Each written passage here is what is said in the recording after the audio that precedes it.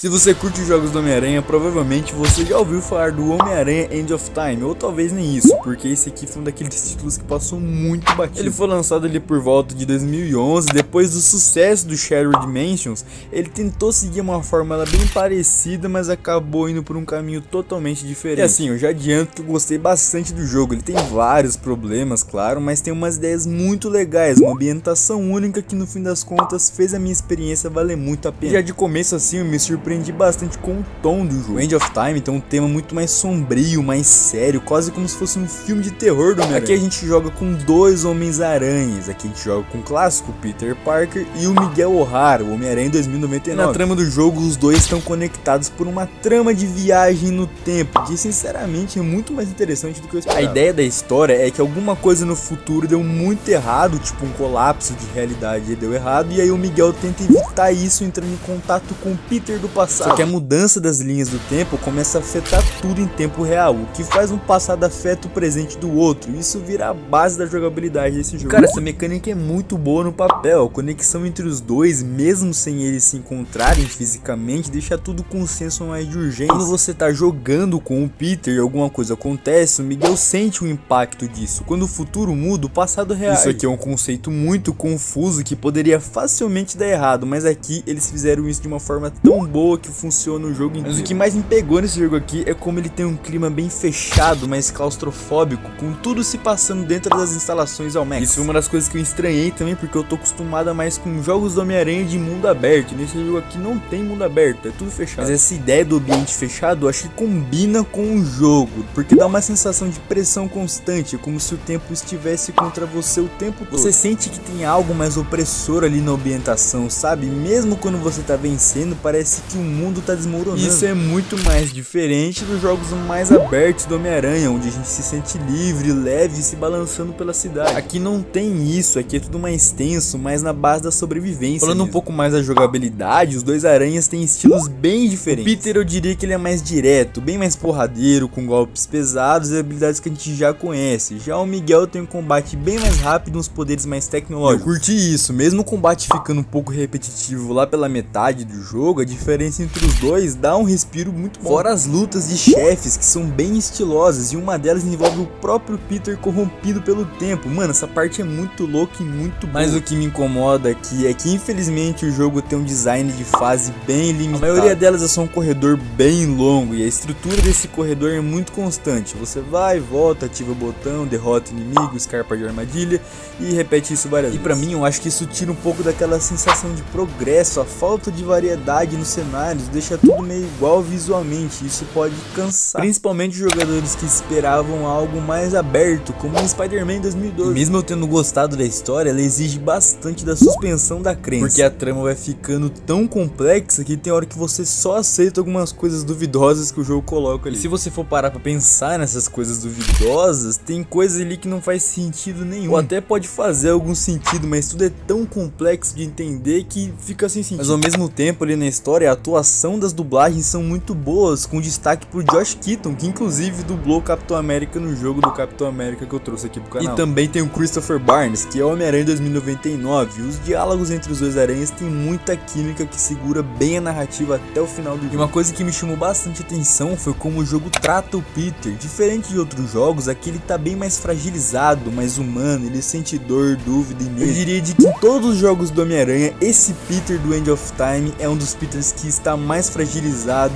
e um dos momentos mais difíceis da vida dele. Eu achei muito legal isso, porque eu consegui me aproximar do personagem. Você não tá controlando um super-herói intocável, você tá no controle de alguém que tá tentando impedir o fim do mundo, e ao mesmo tempo tentando impedir que o próprio corpo se colapse. Mas o Miguel também não fica pra trás, ele é mais seco, mais direto, às vezes até muito arrogante, mas isso cria um contraste muito bom entre os dois. E quando a relação deles começa a evoluir mais, você sente que tá acompanhando algo muito importante ali. Agora, em termos de conteúdo, o jogo é bem curto, dá pra zerar ali umas 7 ou 6 horas. Não tem mundo aberto, nem side quests, é só uma campanha bem linear. E pra muita gente, essa falta de conteúdo foi um balde de água fria, mas pra mim esse foco deixou o jogo bem mais compacto e mais direto. É uma experiência que você começa e termina em poucos dias, sem enrolação, e às vezes é só isso que a gente precisa, um jogo sem enrolação e que vai direto ao ponto. E detalhe pros gráficos desse jogo, eu gostei demais dos gráficos, principalmente dos trajes dos Homens-Aranhas, ficou muito bom. E outra coisa que passa muito batido divertida para muita gente é o quanto End of Time tenta, mesmo com as suas limitações, criar uma experiência mais centrada nos personagens do que no mundo em volta. Tipo, ao invés dele te jogar para fora, ele te puxa muito para dentro. Não é sobre se balançar por aí ou sair dando porrada, é sobre o impacto do tempo, da responsabilidade e do peso que esses heróis carregam em silêncio. O End of Time tem uma atmosfera quase sufocante, a sensação de urgência não vem só da narrativa, mas da forma como tudo é contado. A trilha sonora, por exemplo, tem aquele tom eletrônico tenso, como se o tempo tivesse prestes a explodir. Os alertas constantes, as mudanças repentinas na linha temporal, os avisos do Miguel surgindo no meio da ação, tudo isso te coloca em um estado de constante alerta. E é curioso como, mesmo sendo um jogo com dois protagonistas, ele nunca perde o foco. A história é bem contida, quase como se fosse um arco de uma HQ bem fechado. Não tem nada de 1 milhão de subtramas aqui ou personagens jogados só pra encher linguiça. É o Peter e o Miguel tentando impedir o fim dos tempos. E esse foco da ação toda faz com que as ações dele tenham muito mais peso. Quando algo der errado, você sente que aquilo deu muito errado. Quando muda algo no tempo ou cria uma nova linha temporal, você percebe a gravidade daquilo. Não tem como nem explicar agora de tão complexo e perigoso que é o tempo. Mas também você sente que tem aquela camada um pouco mais sutil rolando aqui, o tema do legado. Eu chamo de O Legado porque o Peter representa o presente, com todos os erros e aprendizados que ele já carrega. Mas o Miguel representa o futuro e o medo do que pode acontecer se o legado do Homem-Aranha sair dos trilhos. E no meio disso tudo tem a ideia de que os dois precisam confiar um no outro mesmo sem se conhecerem de verdade. Eles literalmente não têm tempo para criar laços profundos, eles simplesmente têm que acreditar um no outro. Outra coisa que chama atenção quando você joga com mais calma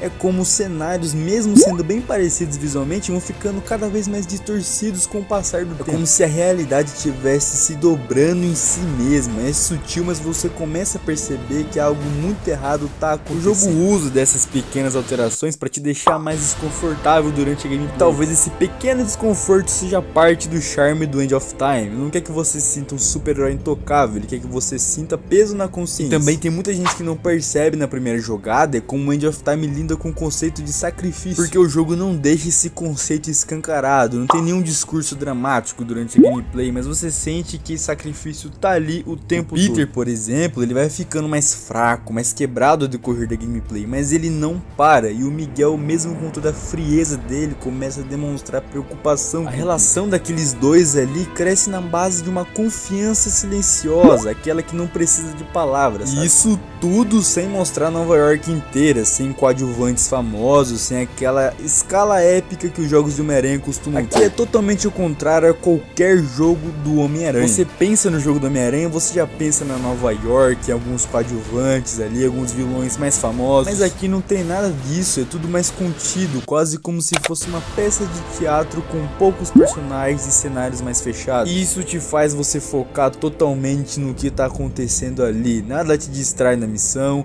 e isso dá uma intensidade muito maior e diferente para qualquer jogo do Homem-Aranha. O End of Time tem até algumas falhas técnicas ali, suas limitações de design, mas ele entrega algo que muito jogo esquece, que é todos os sacrifícios que você tem que fazer para ser aquele super-herói. Porque todo mundo quer ser o Homem-Aranha, mas ninguém quer ser o Peter Parker. E mesmo que nem tudo do jogo ali funcione 100%, você sente que ele foi feito com propósito, com uma intenção. E talvez seja por isso que ele fica na cabeça de quem jogou até hoje.